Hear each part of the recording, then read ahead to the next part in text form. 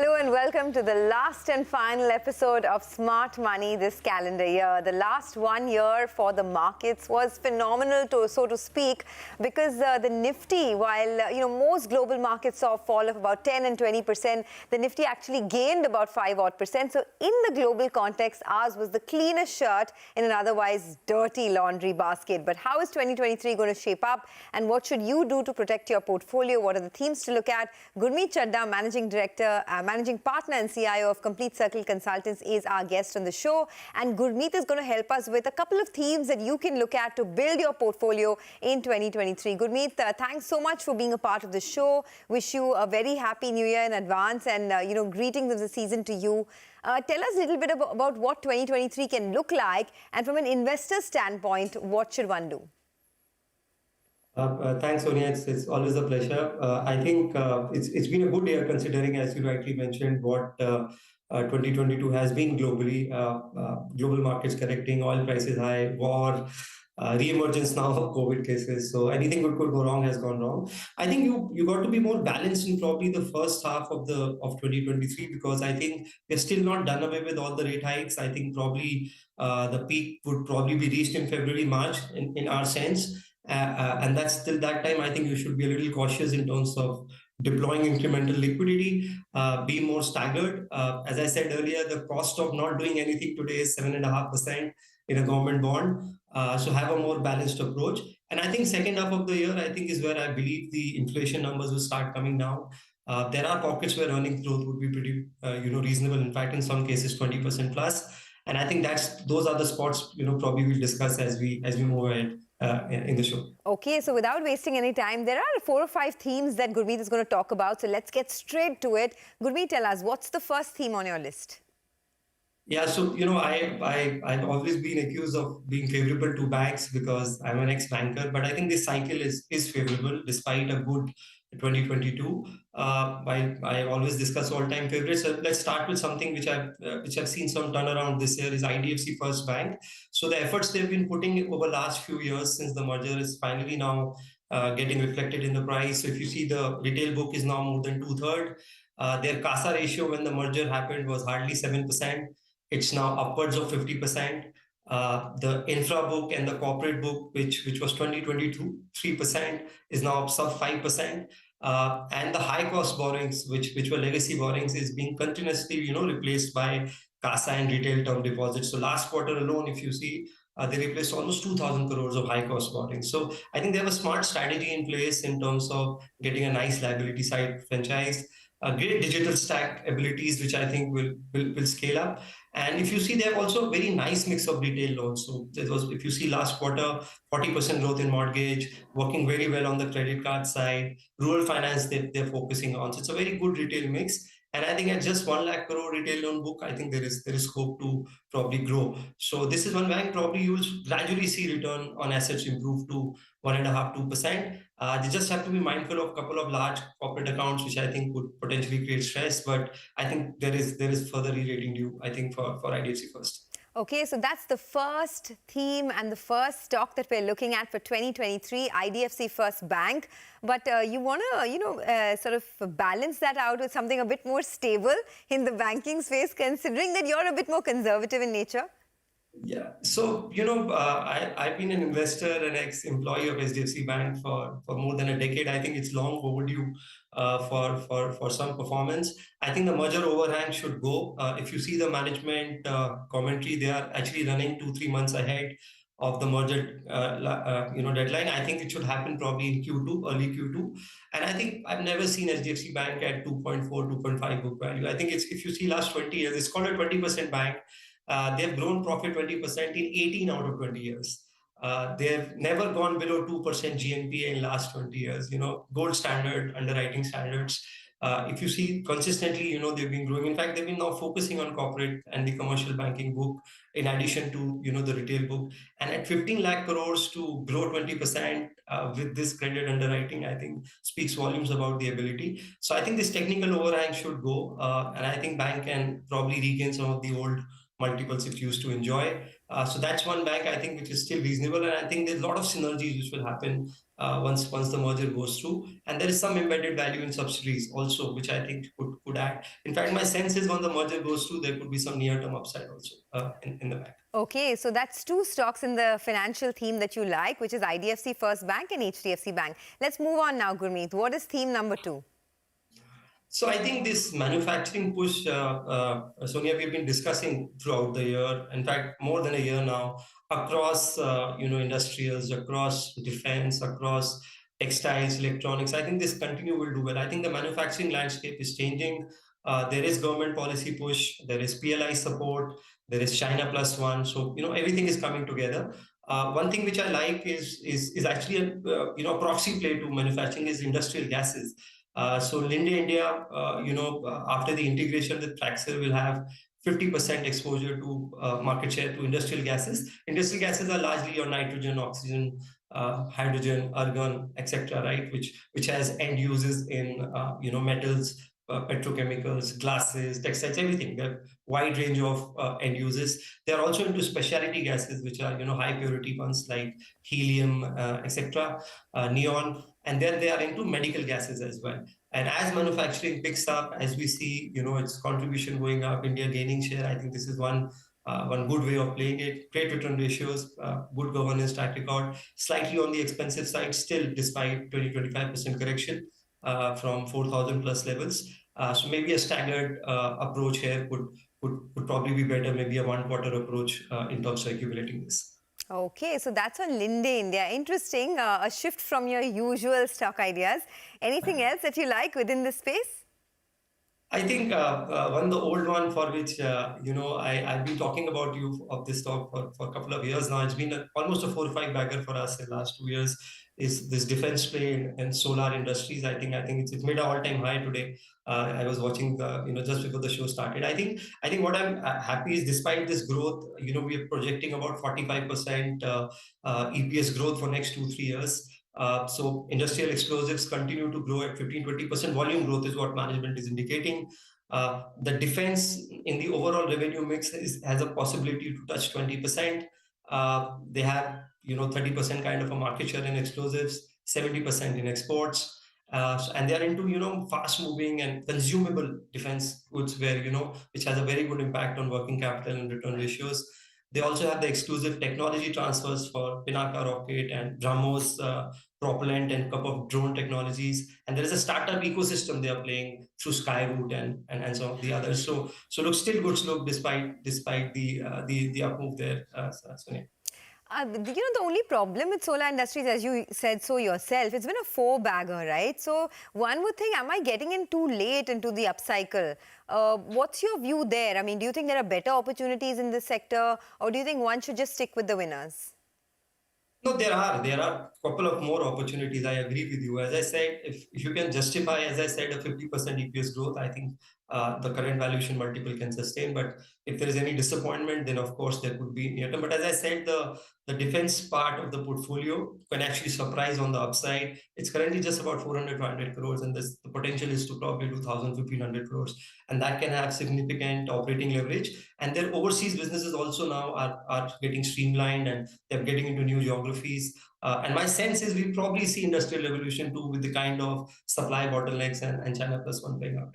Okay, so there's this manufacturing theme, right? I mean, you spoke about a couple of the stocks here, whether it's solar industries. You also gave us a couple of banking names as well, IDFC First Bank, HDFC Bank, and Linde India. So it's 4 stocks done. In this manufacturing theme, anything else you want to talk about? Yeah, so another area which I think is textiles, and textiles is quite a fragmented area. There are knitted garments, there are apparel exports, and there are people who are vertically integrated. There are lifestyle brands. So my sense is that while one name which we like since 2018, once the turnaround happened, this has been Gokuldas Exports. Once the new management MD came in after the Blackstone exit, it's done very, very well. This year could be a slightly challenging as US slows down because 80% of the business comes from US. They have clients, marquee clients like H&M, Gap, etc. They almost do 36 million pieces. Last year they did almost $250 million. I think that the UK FTA could be a game changer as and when it happens. I think we're very close to that. That is where we have a slightly disadvantage, especially on apparel exports. Also, it's one of the beneficiary of one of the PLI schemes, and again this China Plus One playing out. Still reasonable on valuations. You could probably have a soft Q4 as the guidance given by the management due to headwinds in US. But as I said, this is more long term, and they're expanding. The capex which they are doing can probably add another 1,500 crores to the turnover. Okay, and one of your favorite stocks in this space is Minda. At what point do you say, you know what, this is it in terms of the rally? I mean, Minda has given great returns. This year has not been too good. It's sort of consolidated in 2022. But at what point do you exit good stocks, Gurmeet? Yeah, so Sonia, as I said, that big wealth is made in waiting, right? And just keep adding what you like over a long period of time, as long as earnings are supportive. And I think Minda has more legroom, because if you see, so their market, so I call them automotive solutions provider, not just an auto ancillary. So they're clear leaders in which is non-EV portfolio, which is horns and switches and car seats, etc. Alloy wheels, now they're market leaders.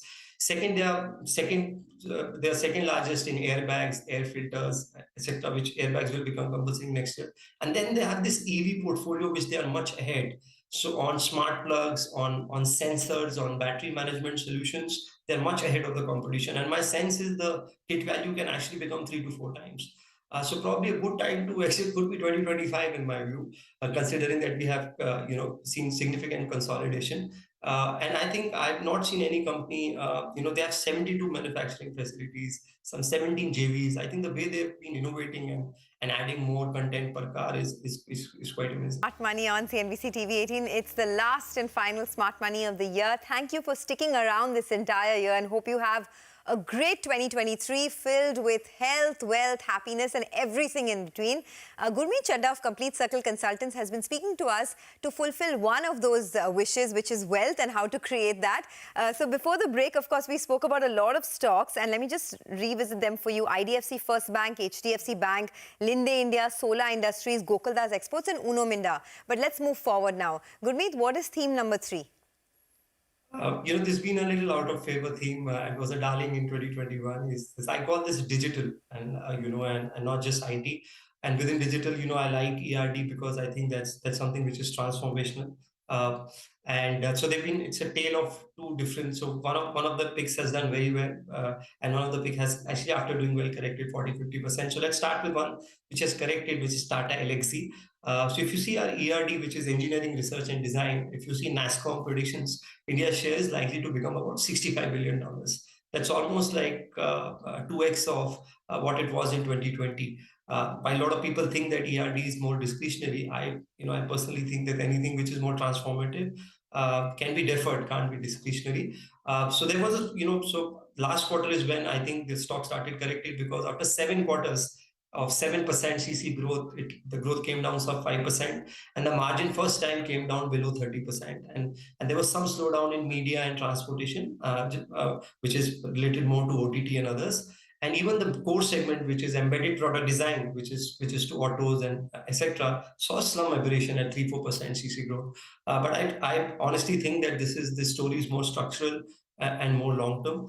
Also, some of the cost headwinds like on-site costs going up, travel costs going up, more freshers taking time to get billable, I think will probably play out over the next 1-2 quarters. The stock has corrected probably more than 40%. Still is slightly more premium vis-a-vis others.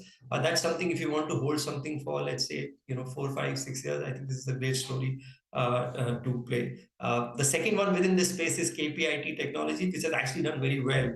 They've raised guidance to almost 23%, did an acquisition, continues to add more brands. They just added Renault last month. The stock did made a new high despite headwinds around the ERD space, and it only specializes in giving digital solutions, embedded softwares to OEMs. So of top 15 OEMs in the world, 10 are KPIT's client, and it works very closely with them, in terms of, and as I said, the margin guidance has also been raised up.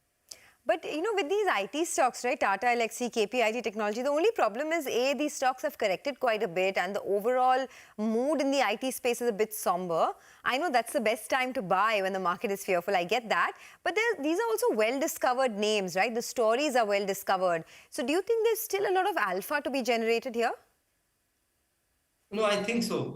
Sonia, as I said that, only when the news is not good is when the prices are better. So as I said, 2021, nobody was touching banks. Banks were the way underperformer in 2021. 2020, it was pharma and specialty chemicals. Nobody wants to touch it now.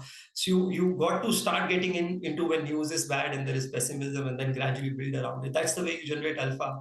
And sometimes we focus too much on the name. We don't focus too much on the sizing of the name, right? If you don't buy it enough, it doesn't really move the needle.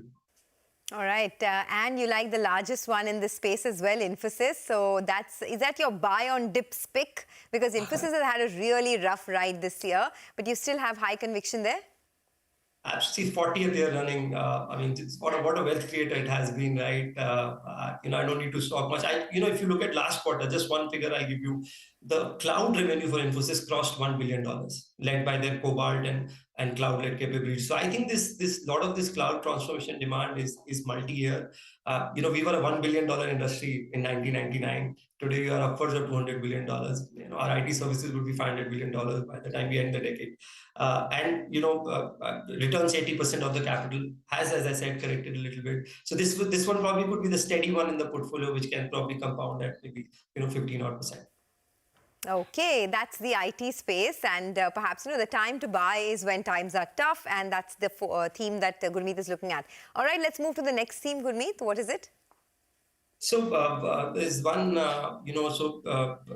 Apollo Hospital. So I wanted to pick something from pharma. I chose the hospital space because we have covered CDMO multiple times. So I think that's something which it's the hospital. It's a pan-India presence now. The occupancy rates, which we called, average revenue per occupied bed, that's the metric hospital use that continues to pick up. The case mix is better. The share of surgeries, the complex surgeries has gone up. They've been investing now in the other segments, which are, I think, very good growth drivers, which is pharmacy, doctor consultation, diagnostics, etc. And they are now complementing digital with physical. So they've already added 450 stores in H1.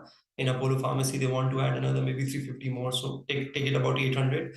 And that 24/7 digital platform has some near-term headwinds, but I think that's something which will be the future. So it's multiple play on, as I said, the digital ecosystem around healthcare, the hospital segment, and the fact that the penetration levels are too low right now. So that's something I like more. And the last one is a telecom name, because for the first time after maybe 10 years, Bharti Airtel, in my view, is now reaching a stage where they can generate free cash flows, which can start deleveraging the name. In fact, they have just done tariff hikes in two circles. They've withdrawn the 100 rupee minimum recharge and trying to test that if the minimum one is now 155. If that follows through, you could see the ARPUs inching up. It's already gone up to 190. The African business is doing very well. The home and the enterprise business is doing pretty well. And it's a complete, as I said, digital ecosystem play. And now they're also planning to, monetize the Airtel Payments Bank. This is technically the first payment unicorn, which is a profitable one, which can, give them the necessary growth capital as well. Okay, so that's a lot of themes. We've run out of time, but not out of ideas, right? So let's do one thing. In case any of our viewers missed out on the stocks and the themes that Gurmeet has picked out, we are going to get it up for you here on the wall, and you can perhaps take a snapshot of this. This is Complete Circle Consultants' view. These are the top ideas for 2023. We start off with financials, IDFC First Bank, HDFC Bank, followed by the manufacturing sector, which is their big theme this year. Linde India, Gokuldas Exports, there's Uno Minda, as well as Solar Industries. Then a theme that they really like is technology. So there's Kpit Tech, Infosys and Tata Lxc. And let's wrap that up with Apollo Hospitals in the health space. They also like Bharti, which is the telecom space that they've been, sort of following and investing in for a long time. So those are some high conviction ideas that Gurmeet Chadha has put together for us, and hope this helps you create a strong and consistently growing portfolio for yourself. Gurmeet, thanks a lot for joining in once again. Have a great 2023. Until we speak again, you folks stay safe and keep watching CNBC TV 18.